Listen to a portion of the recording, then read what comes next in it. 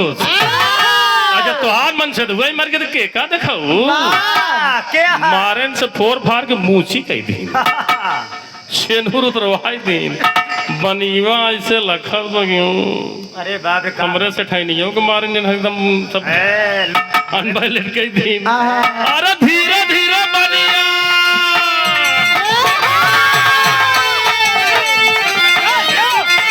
अरे धीरे धीरे बनिया ले तारा हसास बनैला की गति तेरा बाबा सो बनैला की गति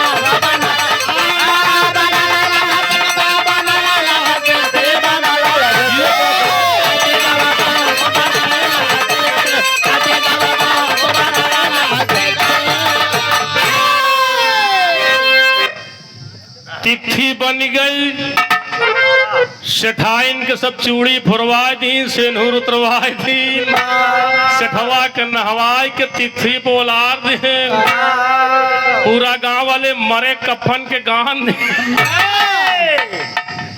सेठनिया सुचत धन्य तेरी सेठ की 2 रुपया पर इतनी गतमार ऐसे बाधे से बांध दे ऐसी कड़ा हिलता ही ना है पंडित जी सोचत है तेरी सेठ की तो शुद्ध नाव क्यों नहीं लेत रहा गजोधरा कहत रहे इतना हमहिन पैसा दीन के सब कहा लागन गजोधर सेठ 2 रुपया बेबर देखता कैसे कड़ा भाई ऐसे कड़ा वही तिथि बोल रहा मार कफन उड़ाए कैसे कष्ट है लेकिन हिलत पर न डोलत सेठनिया झूठे रोवत बकी अरे रोवई की रोवई ना करे झूठे मली मली माली न नीर से ना धोवई रे हो धोवई रे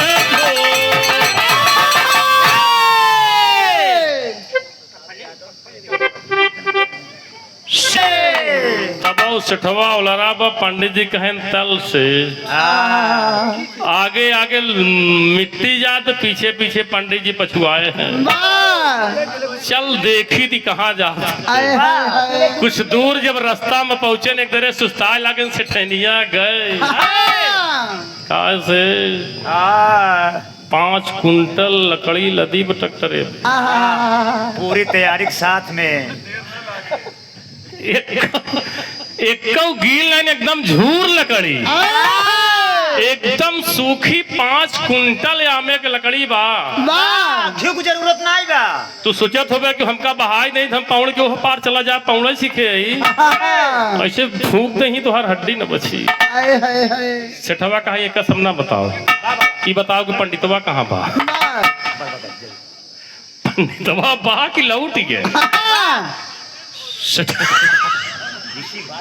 सेठनिया कहे रे इहो तो नाती पछुआए चलाओ इहो पीछे चलावत बा कहे जाओ से कहते लौट जाए सेठनिया का कहा आप आ गया मौके से बड़ी भाग बा हम भाग्यशाली हमार पति देवता लेकिन अब लौट जाए बड़ा कछारे में गर्मी में जौन बालू जरत गोड़े में छाला पर जाई पंडित जी आप अब ना चला पंडित जी कहे नहीं सेठाइन हमार सबसे बड़ा जजमान रहे जहाँ जितना गर्मी पर जहाँ छाला बिना मट्टी दे लौटा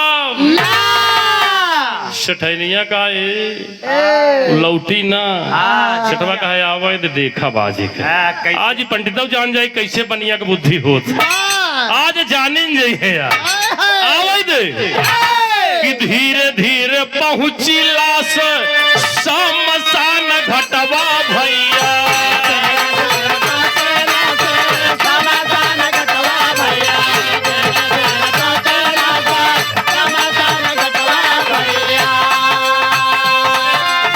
सेठ जी का गंगा जल से दिहे नहवा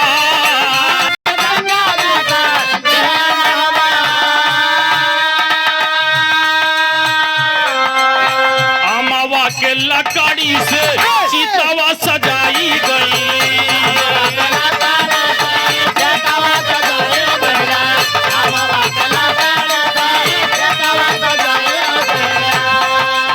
सेठ जी के लाश भैया बिहलोला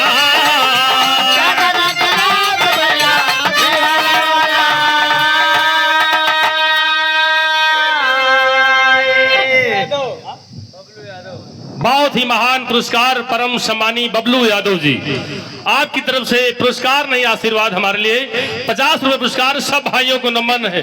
धीरे धीरे सेठ का लाश पहुंच गई शमशान घाट। वही तिक्षी पे लकड़ी की चिता बनाए के सठवाई से जब पंडित जी लखा तहा की धन हो मृतलोक मनई। मार देसी घी चपोड़ देन की जमाना ही मरा जल्दी जरे ना जम के लपकावा तहा, लेकिन सठवा हील सठैनिया कहा अब जरी जही अब गंगा माई जल्दी ले इनका सद्बुद्धि देती है। 2 रुपया हम टोकी हम ले है ये पंडितवा के दई दई भाग जाता है जो उन्हें डर के मारा बोल रहा है। इनका ज्ञान खोला भगवान भोलेनाथ, इनका ज्ञान दे नहीं गांव वाले जाट नहीं है छोड़ी है। गांव वाले का पता झूठा ही मारा भी उधारी दे मारा। चिता पोलार देहन जब लुकारा सजायन सेठाइन को लुकारा देहन के देखा सेठाइन हमार गांव वालन का फर्ज रहा घाटे तक पहुंचाए दिए। बढ़िया सजाए धजाए के सेठ जी का अंतिम संस्कार करे, लेकिन भाई लुकारा उनके परिवार के लोग लगे घर वाले ई वाला कर्मठ तू इनका करे पड़े। सेठनिया सोचे तो जानत बजियत कैसे जारी से लुकरवे छोड़ दे। गंगवाले कहें सेठाइन करेरी करा हिम्मत करा एका तुहिन का करे के परे। सेठनिया कैसे हिले कांपई। भगवान उसकी पंडित बना है, जान गया कि अपने पति को कौन जला सकता है। क्या बात है।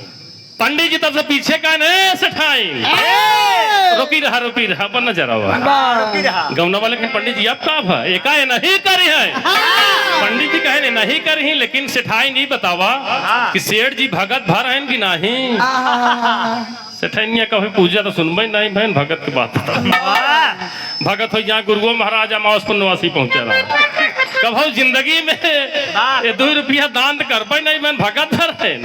पंडित जी कहन अच्छा रहा है तो भगत भर है कि नहीं भर है। अब मौके से आई तो कनवा में 2 आखर इनके मंत्र। अरे गौना वाले कहें सेठवा बड़ा भाग्यशाली हो कि बिना बुलाए पंडित जी आएंगे। अरे कहन मौके से पंडित जी आए 2 आखर फूंक दे शुभ काम में दे रही। दुनिया का मालिक दीनानाथ गैन पंडित जी सेठाइन से कहा था सेठाइन कहन भगत नहीं भाई कह रहा है। अब आए इनका हम जौन मंत्र फूंक दे कि डायरेक्ट स्वर्ग जाए।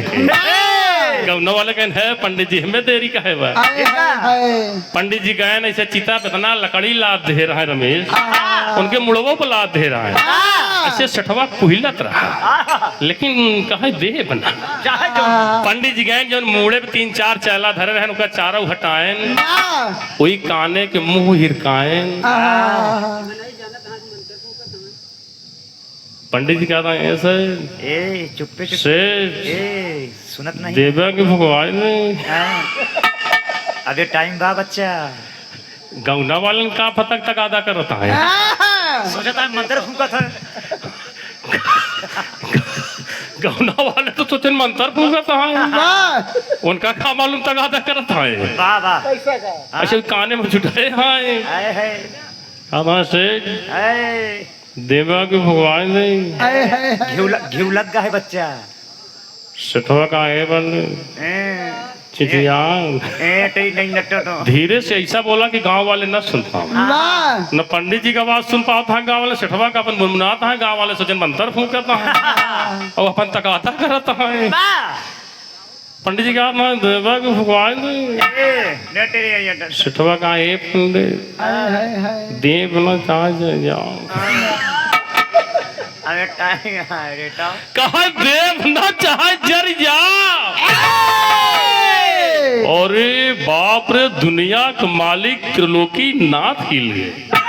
मृतलोक में ऐसे ऐसे लोग इतना इसको दौलत दिया, इतना बड़ा सेठ 2 रुपया दे के पर इसको होश नहीं है कि मतलब चमड़ी की होश नहीं कि चमड़ी चली जा लेकिन दमड़ी ये मेरे दादा ने मसला कहा था कि चमड़ी चली जाए लेकिन दपड़ी ना जाए। पूरी कहानी का यही शीर्षक था, इसीलिए बिरहा हमने गाया। यूट्यूब पर सुनेंगे बच्चा लाल यादव कंजूस बनिया तो तुरंत आ जेके मन ना भरा हुई ऐसे मोबाइलवा में बोल दिया बच्चा लाल यादव के बिरहा कंजूस बनिया। वो चाहे जब आप 24 घंटा सुन तो इतने भी सेठवा कहा पंडित जी कहे सेठ उठ के खड़ा, भाई साहब तू जीत गया हम हारे। सेठवा कहा ऐसे न खड़ा हो, ये हमारे गांव के जितना मनाई है सबके सामने तिरवाचा बना कि 2 रुपया जब उधार चंदन वाला बा ना ले ना ले ना ले। पंडित जी गांव वाले से कहन, गांव वाले कि तोरे सेठ जी मारा नहीं यहाँ, ये 2 रुपया हमसे उधार चंदन लगाए रहे, वही उधारी के मारा नाटक करे हैं। हम वादा करते हैं कि 2 रुपया ना ले ना ले। तब सेठवा उठ के खड़ा हुआ। उस सेठवा ही नहीं, आज दुनिया में ढेर लोग ऐसे हैं साथियों जिन्होंने माई बाप की पूरी प्रॉपर्टी ले लिए हैं, लेकिन जब माई बाप का अंतिम संस्कार हो जाए कितने जने कहा था तेरा ही बड़ा ही का कर बंद कर तेरा ही पे रही का है। माँ बाप ने जिन्होंने पैदा किया, शिक्षा दिया, पढ़ाया लिखाया, सब कुछ पूरी दौलत प्रॉपर्टी छोड़ के चले गए। मैं तो कतई उस पक्ष में नहीं रहता कि मरने के बाद अपने माता पिता का क्रियाकर्म ना किया जाए। अभी भी दुनिया में बहुत से लोग हैं दादा पंधारी के लाइन में।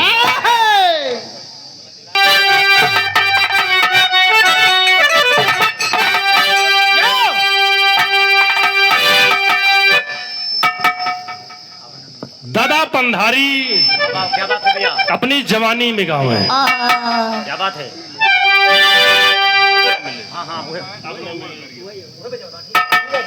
क्या रया बना मिली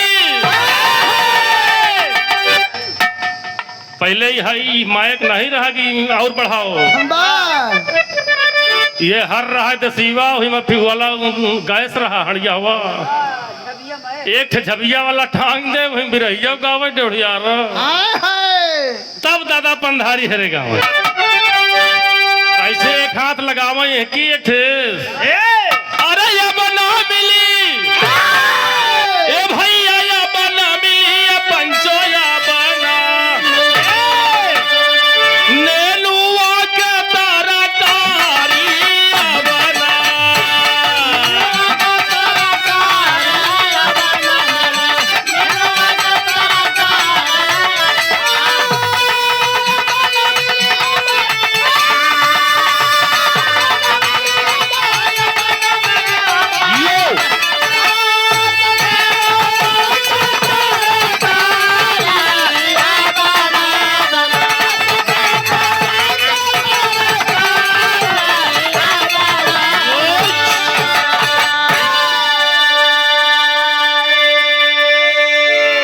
पवन यादव कटकावली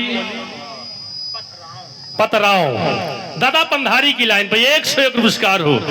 दादा पंधारी के दादा राम कैलाश के बिरहा जब जवाबी हो जाए बड़े लाल भैया, दादा पंधारी गावे कि नेनुआ के तरकारी अब ना मिली। दादा कितना नेनुआ चाहिए? अरे हमरे यहाँ ऐसे गोबरे पर जामा वही बबूरे में फर के लटकत कई झगुआ चाहिए आवा तो रवाई थे। मतलब ऐसा प्रेम का मंच पे वार्तालाप हो, प्यार भरा वार्तालाप। दादा राम कैलाश ये तर्जिया के बदल के गाँव है। दादा राम कैलाश वाला चलवा कहाँ का वो 3 दिन का रहा भाई दादा राम कैलाश गाँव की अमन मिले ये भैया या बना मिली या पंचो या बना देसी घी कैसो हारी या बना।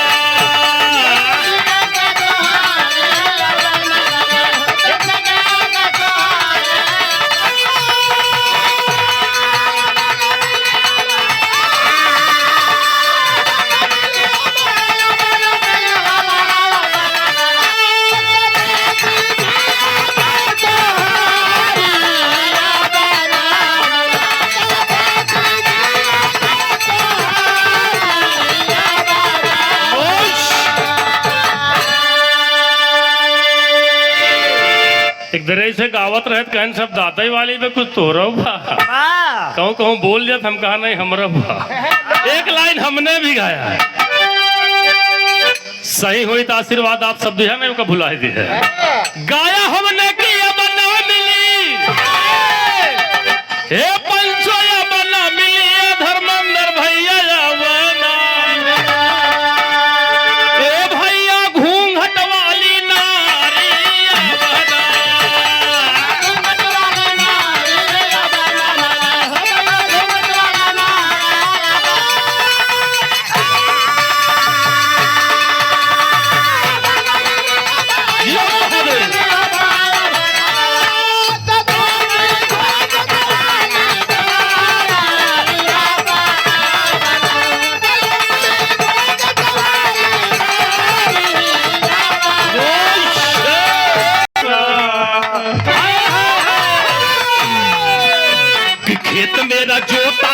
पैसा जुताई नहीं दूंगी है तो पैसा ये तो मेरा होता है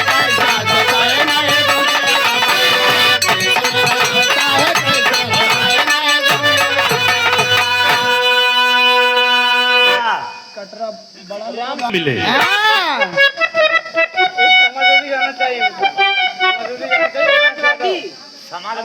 प्रयागराज एक गाना हमको चाहिए समाजवादी का ठीक भैया गाना दे दे ठीक ठीक धन्यवाद भैया धन्यवाद का नाम अविनाश यादव इलाहाबाद वाले का हाँ चीनी गए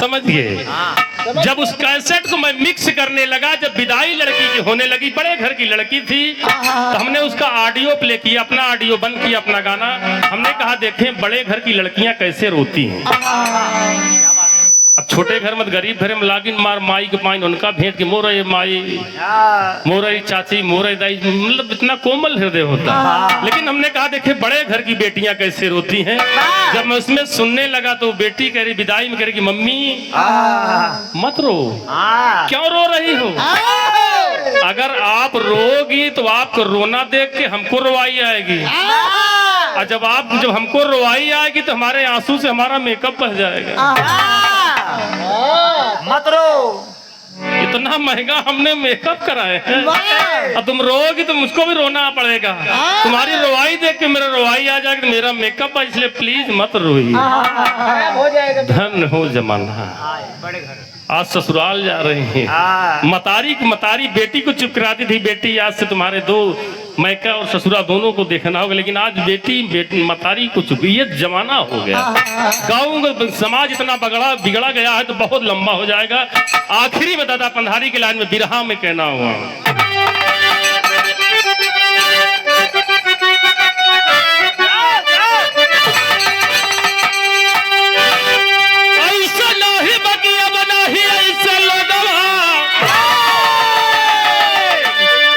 दुनिया में बाटे बहुत से लोगवा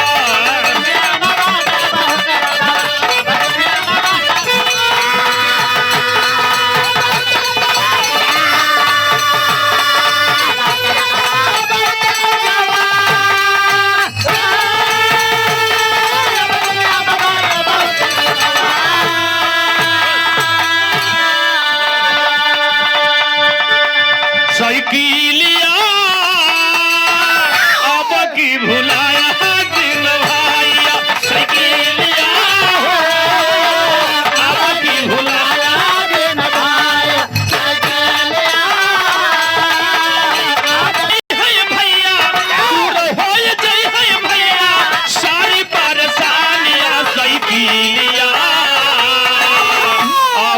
भुलाया